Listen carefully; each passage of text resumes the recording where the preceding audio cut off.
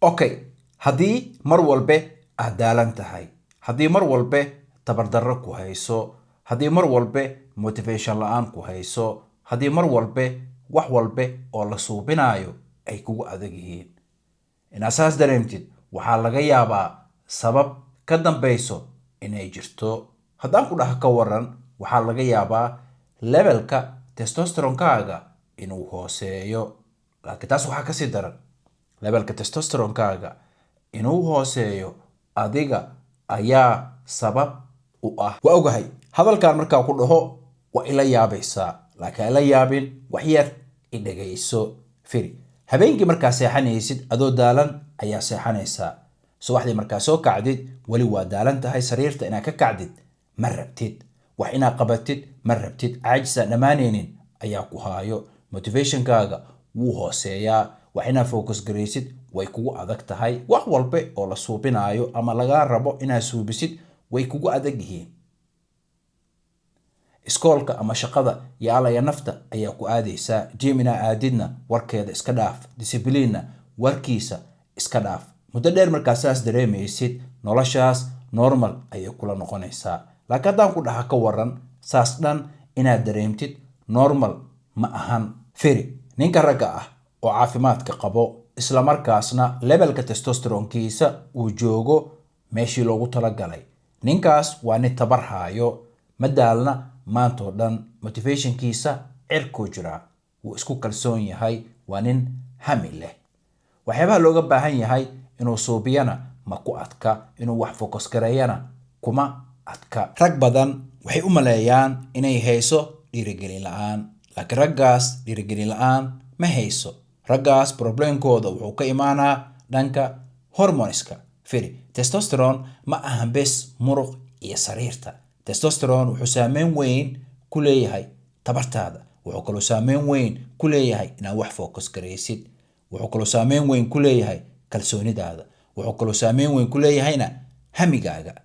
Marka muuqaalkan waxaan kuu sheegaa 5 waxyaabood. 5tan waxyaabood haddii aad saxdid waxaa ballan ah levelka testosteronkaaga inuu kor u kacayo, gaarayana meeshii loogu talagalay. Fadlan videogan ilaa dhammaadkiisa fiirso. Ha iloobina videogan like ina saartaan, comment ka soo bixisiin, asxaabtiina u share garaysaan. Haddaa weli subscribe dhihina fadlan subscribe dheh. Tan koobaad waxay tahay hurdo la'aanta. Firi, hurdo la'aanta ama dhafarka waxay qayb weyn ka qaadanayaan levelka testosteronkaaga inuu aad hoos ugu dhaco. Sababtoo waqtiga uu jirka suubinayo testosterone waa waqtiga aad hurdid, khaasatan markaa ku jirtid hurdada macaan. Marka aad hurdid, maskaxdaada waxay soo saaraysaa hormoonkan magaciisa loo yaqaano gonadotropin releasing hormone. Hormoonkan marka magaciisa lasoo gaabiyo waxaa loo yaqaanaa GnRH. Gonadotropin releasing hormone markay maskaxda soo saarto wuxuu aadaa qanjirkan maskaxda ka hooseeyo oo loo yaqaano pituitary. Markaas kadib pituitary qanjirkan loo yaqaano wuxuu soo saaraa hormoonkan kale oo marka lasoo gaabiyo loo yaqaano LH. LH-ka waa waxa dhiigga raacayo oo aadayo xiniyaha. LH-ka markuu xiniyaha aado, markaas kadib xiniyaha wuxuu bilaabaa shaqadiisa inuu qabsado, uu soo saaro testosteronkii loo baahnaa. Marka aadan hurdin, processkan ma dhacayo ama laciif ayuu noqonaa. Tanna waa sababta loo dhaho waa qasab inaad habeenkii hurdid hurdo kugu filan haddaa rabtid levelka testosteronkaaga inuu joogo meeshii loogu talagalay. Waxaa jirto cilmi baaris ay suubisay jaamacadda Chicago. Cilmi baaristaas waxaa ka qayb galay rag badan. Raggaas ka qayb galay hal week habeen walba waxay seexanayeen 5 saacadood. Markii hal week habeen walba ay seexanayeen 5 saacadood, markaas kadib dhiigag ayaa laga qaaday. Dhiigagii laga qaaday, jawaabtii ka soo baxday waxaa lagu ogaaday levelka testosteronkooda inuu hoos u dhacay 10% ilaa 15%. Marka meeshaas waxaa ku cad ninka ragga ah habeenkii 5 saacadood inaysan ku filnaan. Waxaa fiican inaad hurdid 8 saacadood. 8 saacadood way kugu filan tahay.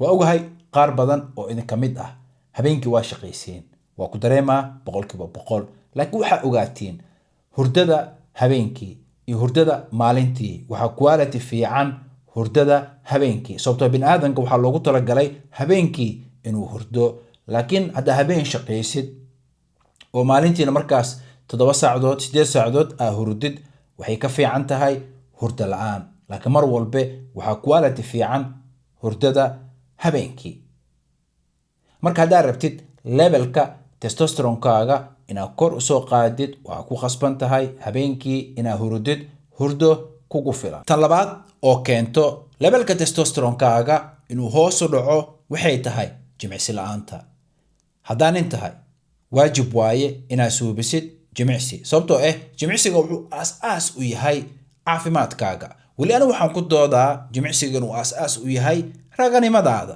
maxaan saas u leeyahay markaan nin tahay isla markaasna aadan suubin jimicsi maxaa imaanayo jirkaaga ma suubinayo murqo cusub taasna macnaheeda waxay tahay jirkaaga ma soo saarayo testosterone badan sababtoo ay wax ku kalifaayo ma jiro laba nin oo caafimaad qabo isku miisaan ah isku da ah labadooda mid jimicsi suubiyaa midna jimicsi ma suubiyo kan jimicsiga suubiyo ayuu levelka testosteronkiisa sareeyaa 20% fiiri haddaa jirtid 30 sano isla markaasna aadan suubin wax jimicsi ah waxaa rabtid iska cuntid habeenkii dhafartid isla markaasna aad cayilan tahay 40 sano marka aad gaartid levelka testosteronkaaga wuxuu hoos u dhacaa 50%.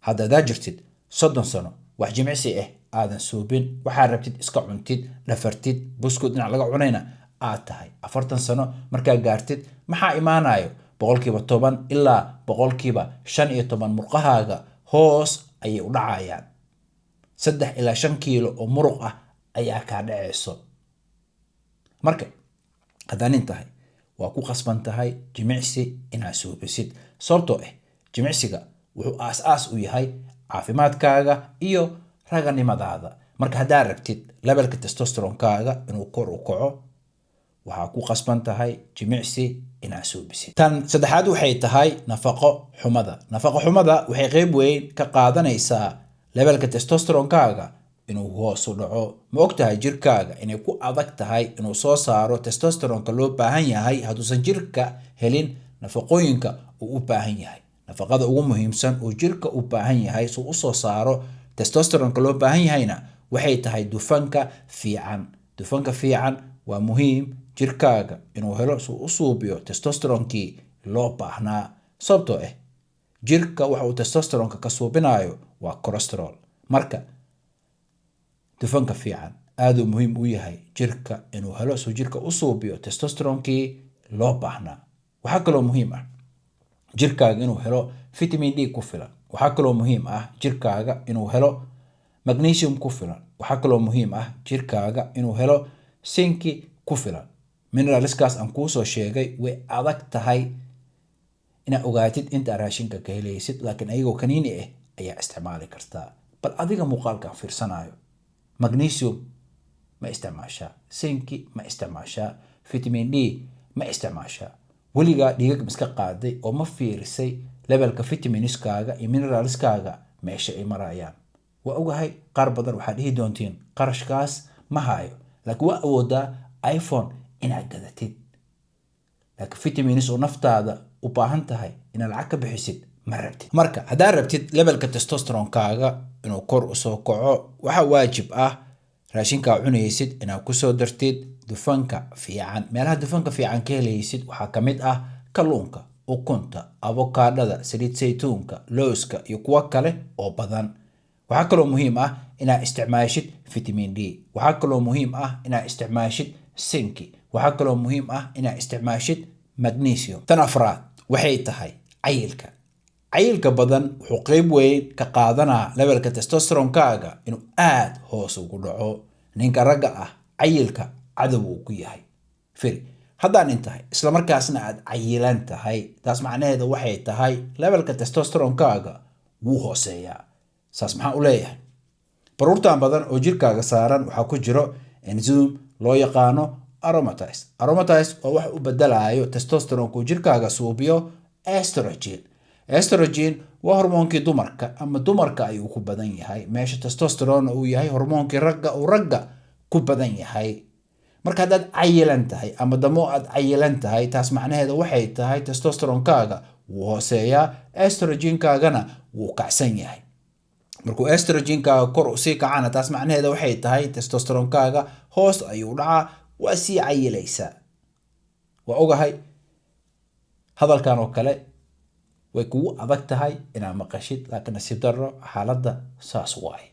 marka haddaad cayilan tahay isla markaasna aad rabtid levelka testosteronkaaga inaad kor u soo qaadid, saaxiibow waxaa ku qasban tahay baruurtan badan oo jirkaaga saaran inaad ridid. tan shanaad waxay tahay stresska badan ninka ragga ah cadow uu ku yahay, sababtoo stresska markuu bato xadkii loogu talagalayna uu ka gudbo wuxuu keenaa levelka testosteronkaaga inuu aad hoos ugu dhaco. stresska markuu bato xadkii loogu talagalay uu dhaafo waqti dheerna uu qaato, waxaa imaanayso cortisolkaaga inuu kor u kaco muddo dheerna kor u kacsanaado. hadduu cortisolkaaga kor u kacsan yahayna taas macnaheeda waxay tahay jirka wuxuu galaa xaalad survivor ah. jir tacaal ku jirana dee testosterone ma suubinayo. marka hadday suurtagal tahay haddaad stresskaaga aad yareyn kartid yarey. waa ogahay mararka qaar suurtagal ma ahan oo adiga ma kugu xirna. ragga qaar stress dhaqaalaha haysto, ragga qaar stress dhanka familka haysto, ragga qaar stress wuxuu ka haystaa dhanka asxaabtooda, ragga qaar stress wuxuu ka haystaa dhanka shaqada. marka hadday jiraan waxyaabo aad bedeli kartid isla markaasna stresska kaa kala yareynayo, iska bedel. ninka ragga ah stresska ma u fiicna. asxaabta aad iyo aad u mahadsantihiin daawashada videogan aad daawateen. adiga muuqaalkan fiirsanayo haddaad u baahan tahay coach, anaa diyaar ku anaa coach kuu noqonayo. ani markaan ku leeyahay coach aan kuu noqonaa macnaha ma ahan barnaamij inaan kuu suubiyo oo kuu soo diro oo meeshaas iskugu keen dambeynayso.